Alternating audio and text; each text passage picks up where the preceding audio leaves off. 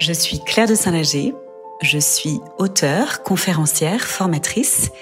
J'ai créé Isha Formation qui propose des sessions, des formations, des ateliers pour les femmes et pour les jeunes filles, pour les aider à s'unifier et à prendre leur place dans le monde.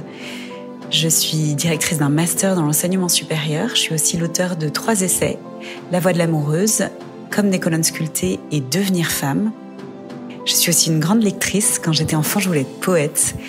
Donc les mots, et comme le disait Paul Valéry, cette hésitation entre le son et le sens, ça a beaucoup d'importance pour moi. Je crois à cette dimension prophétique de la parole et de la parole poétique. Donc je suis une grande lectrice avec des lectures assez éclectiques, notamment de la poésie, des petits romans, des essais spirituels. J'aime lire des textes qui me ramènent au sens profond de la vie, la dimension de l'intime et de l'intériorité et de la relation. Et c'est ce que je vais vous proposer dans les différentes lectures que je vous amènerai à méditer. Dans cet épisode de lecture spirituelle, je vais vous partager ma lecture du Royaume caché d'Éloi Leclerc. Franciscain, poète et philosophe, Éloi Leclerc est né en 1921 à Landerneau dans le Finistère, dans une famille de 11 enfants. À l'âge de 12 ans, il découvre François d'Assise et il entrera au noviciat franciscain à Amiens en 1939.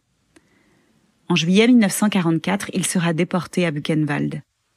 Une expérience qu'il n'évoquera qu'en 1999 dans son ouvrage « Le soleil se lève sur Assise ».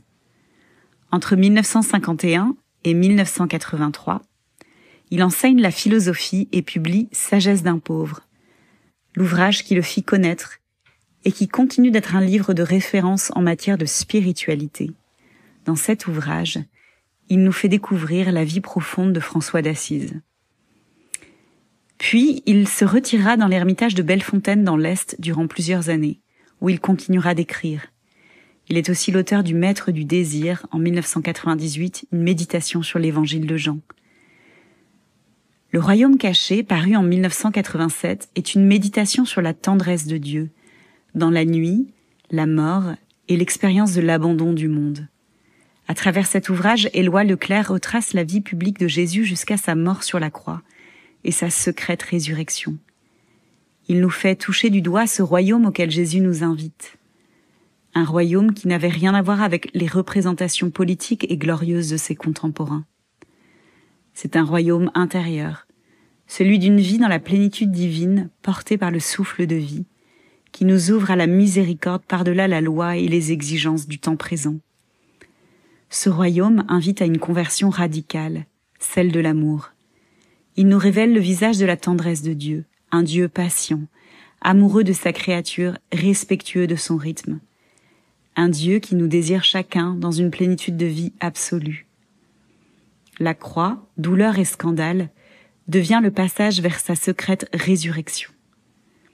Une résurrection qui est révélée aux frères, aux sœurs, aux intimes. La résurrection, en effet, n'est pas un événement éblouissant aux yeux de tous, mais bien une expérience intime du triomphe de la vie en chacun de nous. Dans cette lecture, je vais vous partager quelques extraits du Royaume caché. L'univers de Jésus est celui de la volonté amoureuse du Père, telle qu'elle se manifeste directement à lui, dans la nouvelle proximité de Dieu à l'homme. Et cela change tout. Jésus transporte son auditoire au-delà de la loi. Il l'introduit dans l'univers de sa relation personnelle avec le Père. Son enseignement renvoie à cette conscience singulière, à cette intimité unique, comme une source singulière de vie et de lumière, comme une émotion neuve et créatrice qu'il se propose de communiquer. Du coup, tout le discours devient évangile, c'est-à-dire bonne nouvelle. De même que le Père s'est approché de nous d'une manière gracieuse, nous devons nous aussi nous rapprocher de nos semblables en nous laissant porter par ce souffle de miséricorde. La miséricorde est une disposition intérieure, plus générale, plus fondamentale, qui rend l'homme proche des autres, attentif, compatissant et secourable à toute détresse. Jésus attend de ses disciples qu'ils s'ouvrent à cette plénitude, qu'ils la laissent à leur tour déborder sur les autres, de telle sorte que le souffle de miséricorde venu du Père jouent à plein dans leur vie, et qu'ainsi ils entrent en eux-mêmes dans le jeu divin de la gratuité. Puis Éloi Leclerc nous montre comment Jésus nous emmène au-delà de la loi. Jésus n'est plus dans l'univers de la loi, un seuil a été franchi, un nouvel horizon est apparu, celui de la munificence et de la démesure du don de Dieu, telles qu'elles éclatent dans la communication gracieuse et sans réserve du Père en celui qu'il a appelé son Fils bien-aimé. Ce n'est pas l'homme qui est fait pour le sabbat, c'est le sabbat qui est fait pour l'homme. Primauté de l'homme, c'est lui qu'il faut sauver, c'est lui qu'il faut aimer. Ce que Dieu a fait pour toi, fais-le aussi pour les autres. Deviens solaire pour tes frères. Tu n'amasseras pas de trésors sur la terre, mais tu seras comme le Père, bienveillant envers tous, miséricordieux, rayonnant. Oui, tu seras toi aussi la lumière du monde et le sel de la terre. Éloi Leclerc nous parle enfin de cette paix qui vient de Dieu. Cette paix n'est pas celle du stoïcien ou même du sage bouddhiste, comme le fait remarquer Georges Marcel à la suite de Peter Wurst. Il manque à ces derniers la confiance heureuse de l'enfant. Il leur manque cette sécurité dernière de l'existence qui ne se laisse entamer par rien, cette naïveté heureuse des enfants qui est toute innocence et confiance heureuse. Mystère d'amour ô combien, mais que nous ne pouvons accueillir que dans une confiance absolue, une confiance qui n'atteint sa pleine dimension que dans la nuit des grands dépouillements. La tendresse de Dieu que nous révèle Jésus ne nous promet pas une vie douillette sans conflit ni souffrance. Elle fait éclater au contraire tous nos petits arrangements humains. La seule intimité vraiment sûre, le seul abri indestructible que Jésus nous propose, le seul aussi où l'homme puisse grandir selon toute sa taille et cette nouvelle proximité de Dieu qui nous ouvre à son mystère de sainteté. À travers cette lecture, Éloi Leclerc nous montre comment l'homme est rencontré par Dieu. Ce n'est pas l'homme qui s'est approché de Dieu par sa bonne conduite et ses bonnes œuvres.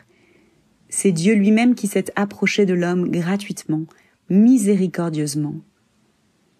Et voici que ces hommes et ces femmes qui devaient fuir Dieu à cause de leurs nombreux péchés et de leur déchéance morale se découvrent soudain dans une proximité ineffable avec lui. Sa mission à lui, à Jésus, ne lui est pas dictée de l'extérieur par la situation politique de la nation. Elle ne procède pas d'un réflexe de défense, même religieux, face aux dangers du moment. Elle jaillit tout entière d'une expérience intérieure extraordinaire, une expérience de plénitude.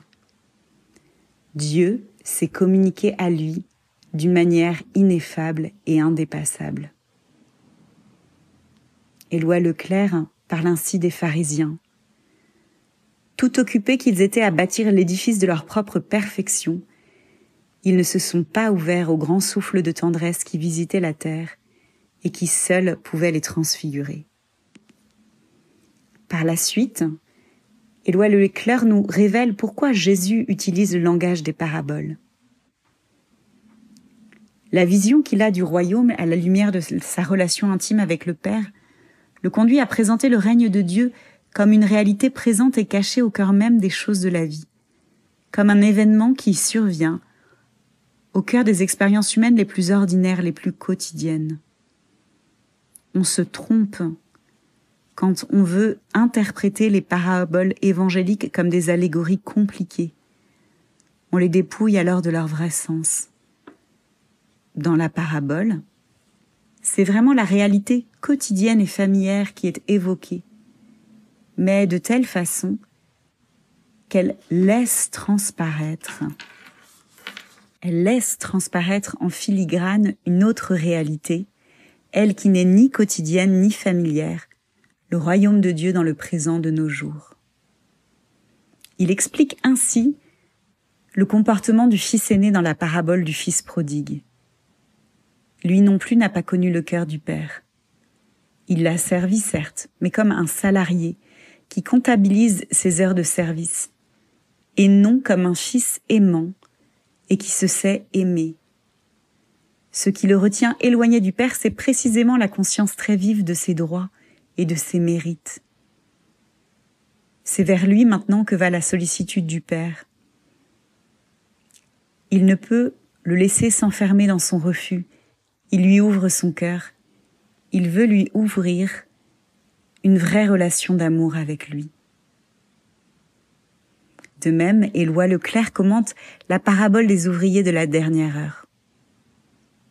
Il y a ceux qui se placent dans un rapport de justice distributive, mettant leur confiance dans leurs œuvres. Ils attendent le royaume comme un salaire, comme un dû. Il y a ceux qui s'en remettent à Dieu et à sa grâce. Les premiers connaissent, au bout de leurs efforts, la déconvenue d'être traités à la mesure de leur justice. Les autres ont l'heureuse surprise d'un don sans mesure. Ils découvrent dans l'émerveillement la grâce divine du royaume. Éloi Leclerc nous entraîne ensuite dans le chemin de la conversion, qui est un don de Dieu.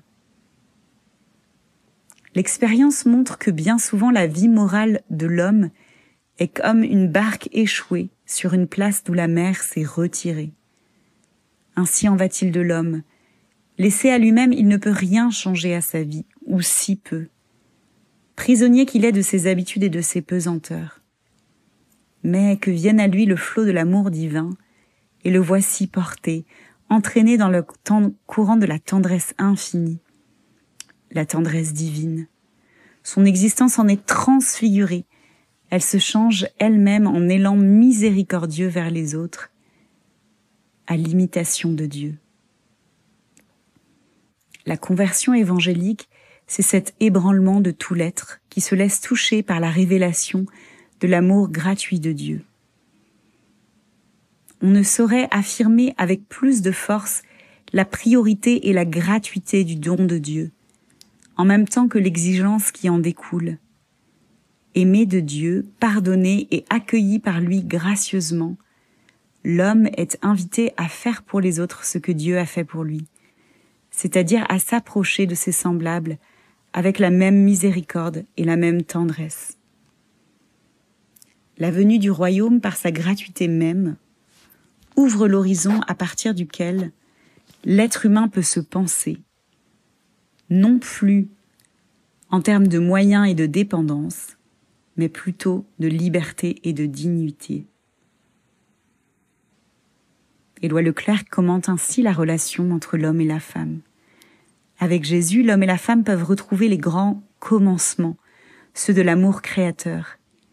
Et le couple peut redevenir à l'image de Dieu, l'unité de deux êtres dans l'atmosphère d'un nous. Sur les enfants. Le maître est assez lucide pour savoir que l'enfant n'est pas qu'innocence, mais ce qu'il voit et apprécie en eux, c'est l'élan de confiance qui en fait des êtres ouverts et réceptifs. Sur la justice. La justice elle-même, pour être vraiment humaine, doit se laisser pénétrer et porter par la miséricorde et la tendresse. Sur cette parole, rendez à César ce qui est à César et à Dieu ce qui est à Dieu. C'est une parole libératrice et non de morale politique. La pièce de monnaie, à l'image de l'empereur, appartient à l'empereur. Mais l'homme qui est à l'image de Dieu appartient à Dieu. Autrement dit, il y a une part en l'homme qui ne le relève pas de César et de son pouvoir, une part de transcendance dont nul pouvoir au monde ne peut disposer.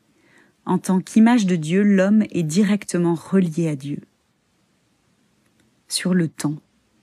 À l'Apocalypse, Jésus substitue la lente maturation du royaume.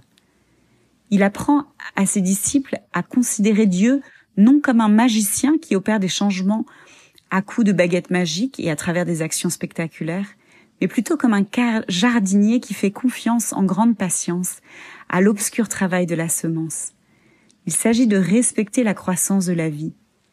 Il y a en effet le temps des semailles qui n'est pas celui de la moisson. C'est le temps de la patience de Dieu, le délai de la grâce. Ce temps-là, c'est aussi une autre dimension de la grâce du royaume.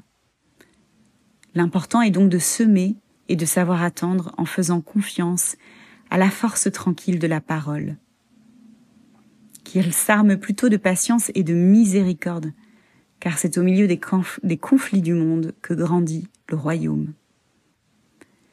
La croissance du royaume est solidaire de celle du monde. Il ne se développe pas à côté de l'histoire des hommes, mais dedans et en relation avec tout ce qui se fait, et cherche parmi les hommes.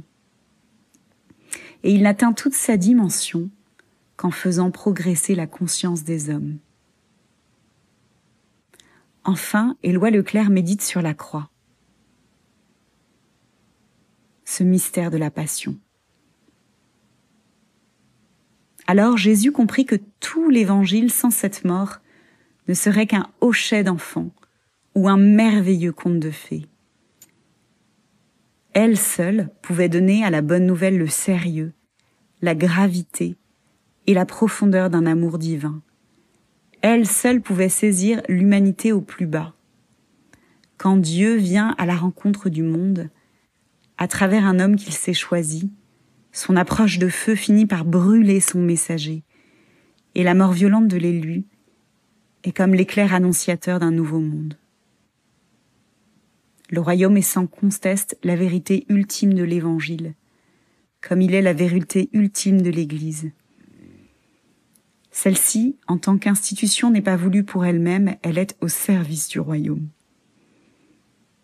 Avec sa venue, l'existence la plus ordinaire est transfigurée dans toutes ses relations. Elle se voit pénétrée, portée par le souffle de la miséricorde, de la tendresse qui vient du Père. À travers cette relation singulière, unique, toute d'intimité que Jésus entretient avec le Père. Jésus laisse l'homme avec ses faiblesses et ses souffrances, avec sa solitude et sa mort. Mais il les transfigure en les prenant sur lui-même et en faisant de la condition humaine la plus pauvre le signe même de la nouvelle proximité de Dieu au monde. Éloi Leclerc commente alors la prière du Notre Père. Abba. Dans ce mot chante son être filial. Le cri du petit enfant déchire ici le nom divin, il le dévoile, il le fait apparaître dans la plénitude de son mystère. On ne peut dire Notre Père que dans l'atmosphère d'un nous fraternel, avec un cœur réconcilié et résolu à vivre fraternellement avec les autres. Jésus appartient à la race des pauvres de Yahvé. Il fait partie de ces humbles qui savent adorer. Que voyaient les disciples? Simplement un homme sans puissance, sans richesse, sans savoir, mais qui leur parlait de Dieu comme de son Père, avec un tel sentiment de sa présence que tout son être laisse transparaître un amour et une tendresse infinie. Malheureux le serviteur qui enfouit cette grâce du royaume et n'en fait pas le principe d'une vie nouvelle. Heureux par contre celui qui la manifeste par toute sa vie, de telle sorte qu'il devient lui-même un témoin de la haute tendresse de Dieu au milieu des hommes. Éloi Leclerc commente ainsi l'épisode des marchands du temple. Il rappelle tout d'abord que Dieu attend de son peuple non pas la graisse et le sang des bêtes, mais l'adoration d'un cœur pur, ouvert à la justice et la miséricorde. Sur le lavement des pieds.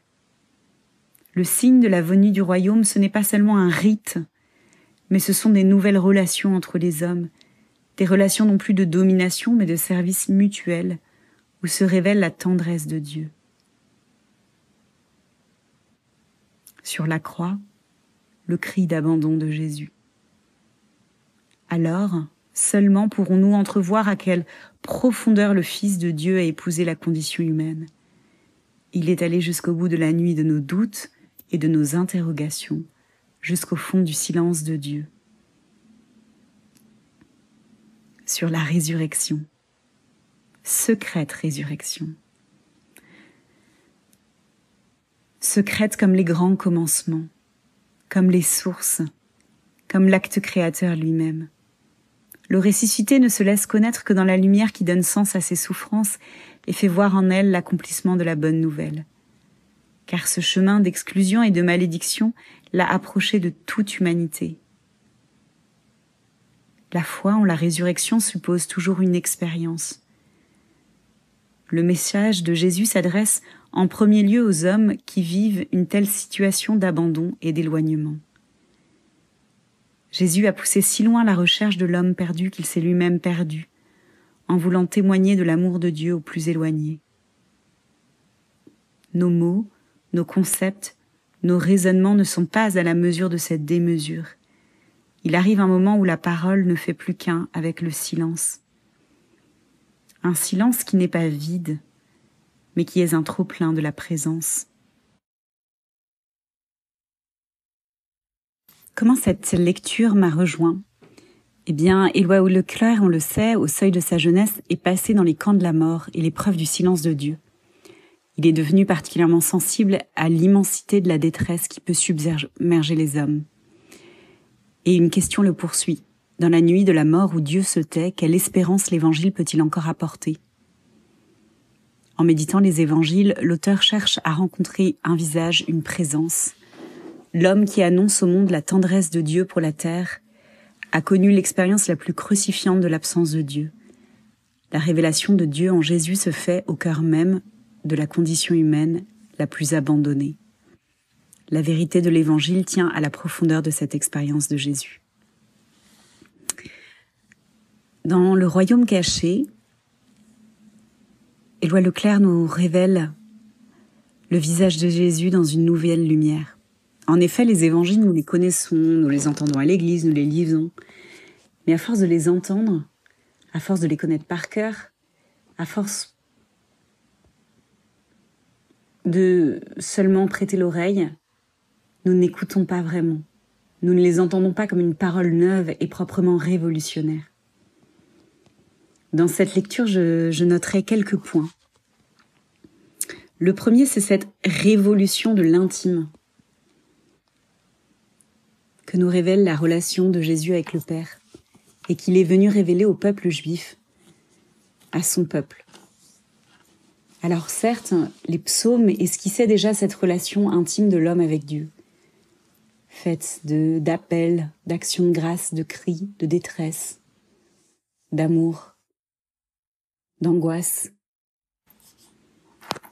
Mais ici, dans Le Royaume caché, Éloi Leclerc nous montre combien l'aventure divine est une aventure intérieure.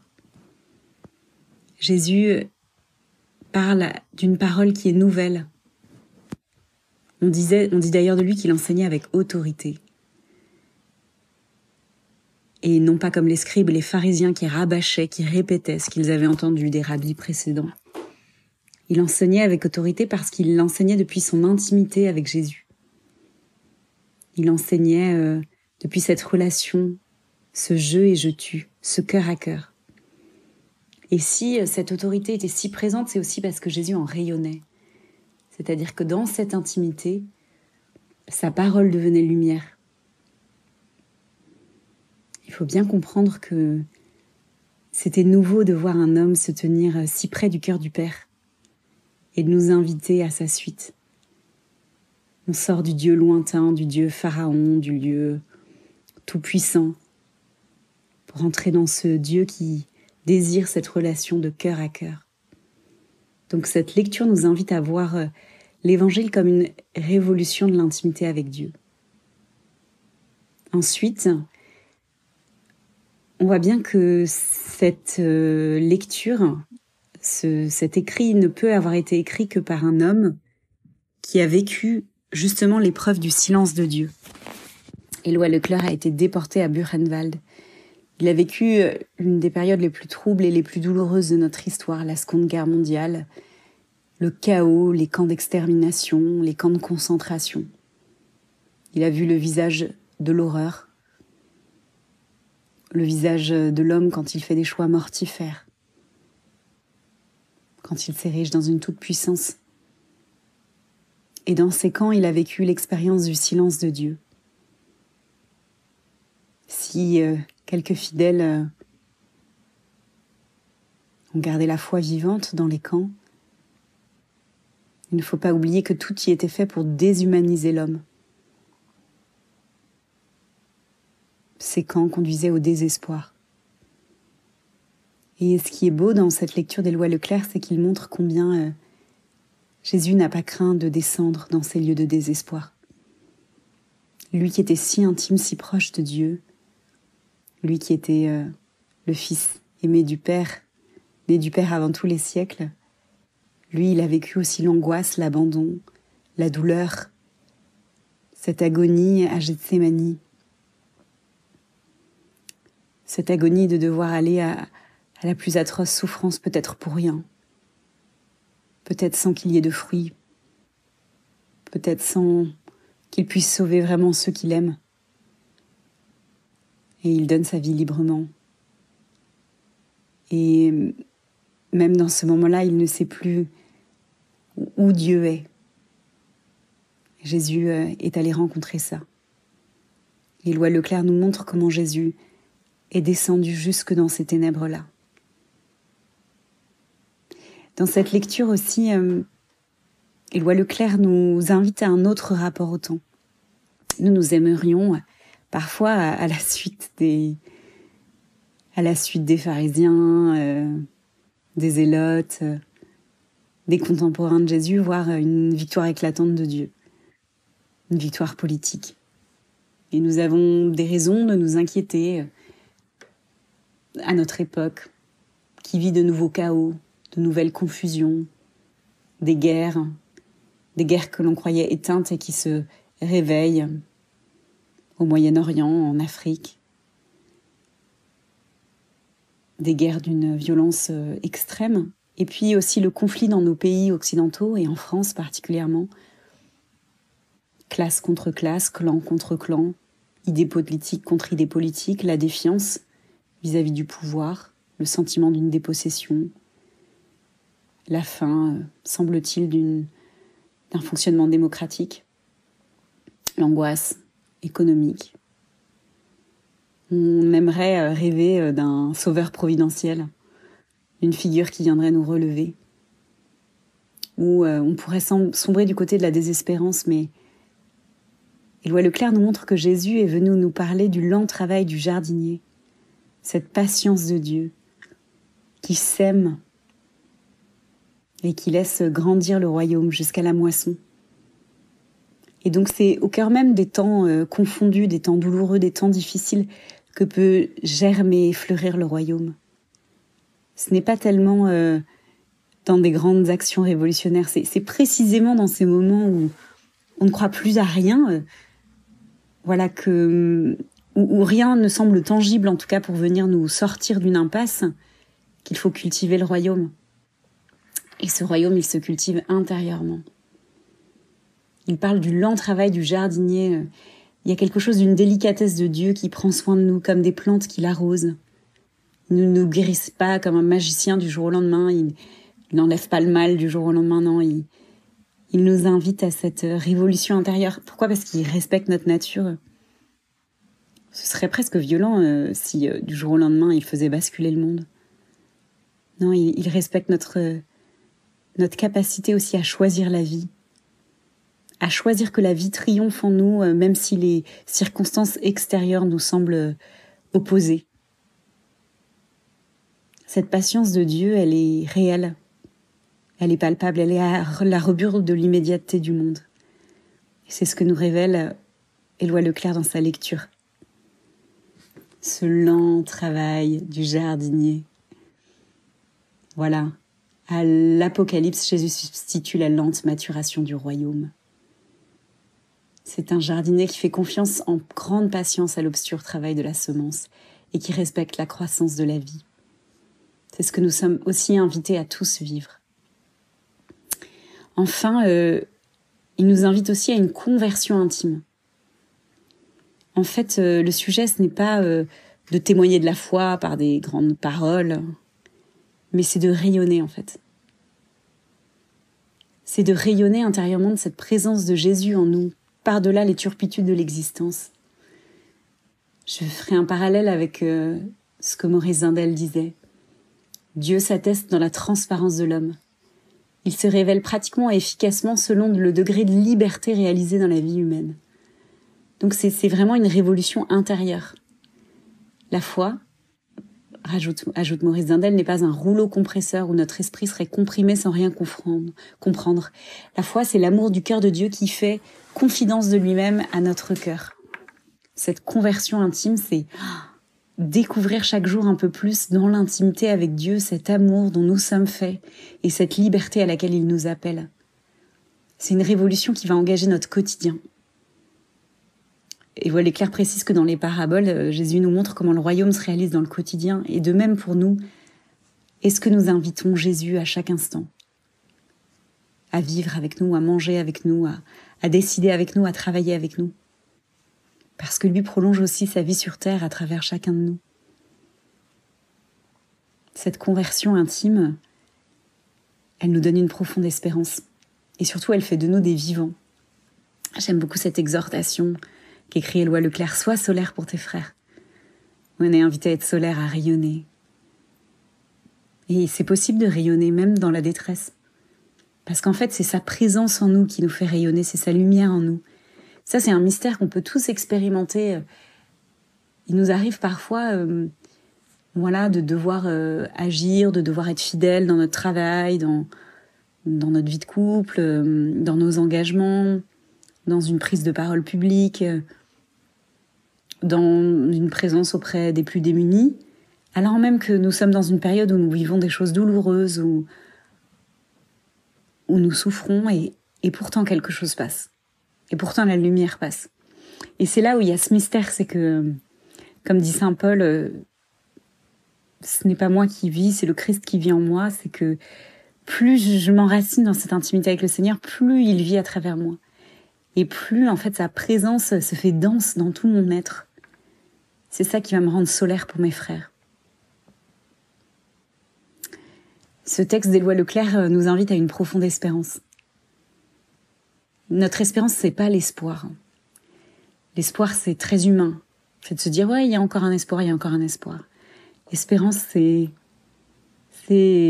plus profond. L'espérance, c'est qu'il y a quelque chose d'imprenable, d'inviolable en l'homme. Quelque chose qui appartient entièrement au Seigneur. Et dans cette inviolabilité, il y a quelque chose de notre visage qui reflète le visage de Dieu et qui ne peut pas être détruit, même dans les moments les plus douloureux. C'est pour ça que Éloi Leclerc parle de secrète résurrection. Le monde ne parle pas de ça. C'est beau que Éloi Leclerc nous montre combien la résurrection n'a pas été éclatante. Ça n'a pas été aussi éclatant que la croix. Finalement, la croix, ça a été au su et au vu de tous, alors que la résurrection, c'est seulement à quelques personnes, quelques intimes, quelques amis, quelques pèlerins sur la route. Comme un secret qui se propage. Et on voit bien que là encore, Jésus nous prend un rebours, il n'essaye pas de correspondre aux gloires du monde. Mais il nous parle en fait de ce que chacun de nous pouvons vivre intérieurement. Alors on connaît tous ce proverbe qui dit une forêt qui pousse fait moins de bruit qu'un arbre qui tombe. La résurrection au cœur de nos vies, c'est la même chose. Le royaume de Dieu, c'est cette résurrection à l'intime. Quand nous avons traversé des périodes de souffrance, un deuil, une rupture, une épreuve douloureuse, la perte d'un être cher, une maladie, c'est que une résurrection va se faire en nous. La vie va prendre toute la place. Christiane Singer, elle disait dans le dernier fragment d'un long voyage, de l'autre côté du pire t'attend l'amour. C'est ça la secrète résurrection, c'est de l'autre côté du pire nous attend l'amour. Et ça, c'est le mystère de la vie, c'est quand on va traverser nos abîmes de mort, on va rencontrer le visage de l'amour. Le royaume de Dieu, c'est bien cette résurrection à l'intérieur de la vie de chacun de nous. Non, la mort n'a pas le dernier mot, l'amour a le dernier mot. L'amour triomphe de la mort. Mais on voit bien qu'il faut, comme Éloi Leclerc, avoir vécu quelque chose d'aussi abyssal que le camp de concentration pour pouvoir le vivre. Voilà, on peut pas vraiment parler de résurrection si on n'a pas traversé la mort à un endroit dans nos vies. Et en fait, on va tous dans nos vies traverser des lieux de mort. Pour peu qu'on se laisse toucher, pour peu qu'on consente à notre vulnérabilité et pour peu que la vie vienne nous rencontrer aussi dans nos limites. Et cette secrète résurrection, c'est vraiment ce trésor du royaume de Dieu qui s'inscrit à l'intérieur de nous et qui se propage comme une confession aux intimes, mais aussi comme une sorte de contagion, parce que quand un homme devient solaire pour ses frères, il ne peut pas ne pas laisser indifférent, même si certains le rejetteront. On voit bien dans cette lecture d'Éloi Leclerc que Dieu n'est pas silencieux, il est allé partout où nous sommes allés, même dans nos lieux de mort. Il descend en nous dans nos abîmes pour faire vivre sa résurrection en nous. Cette lecture du royaume caché nous invite à être fidèles aux promesses du royaume. Jésus nous a promis un royaume de paix, d'amour, dans l'Esprit Saint, un royaume de joie. Ce royaume, nous avons à en vivre dès maintenant, en vivant cette intimité avec lui. Au milieu des turpitudes du monde, nous pouvons être chacun ce royaume pour les autres, ce refuge, parce qu'en nous, nous laisserons vivre sa présence. Dans ce livre, enfin, je retiens aussi la simplicité franciscaine. Chez saint François d'Assise, il y a la contemplation de la beauté, et ça, on le lit dans toute l'écriture d'Éloi Leclerc. Un émerveillement. On s'émerveille devant Jésus,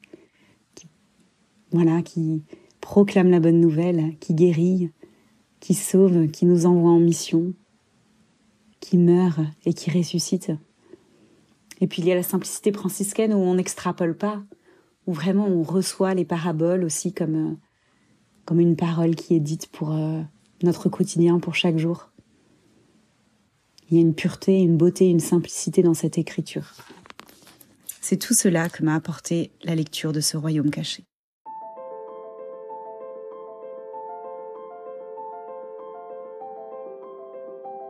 Merci beaucoup Claire de Saint-Lagier de nous rappeler que Dieu est présent même là où on ne l'attend pas, dans le silence de l'épreuve et dans l'expérience bouleversante de l'abandon.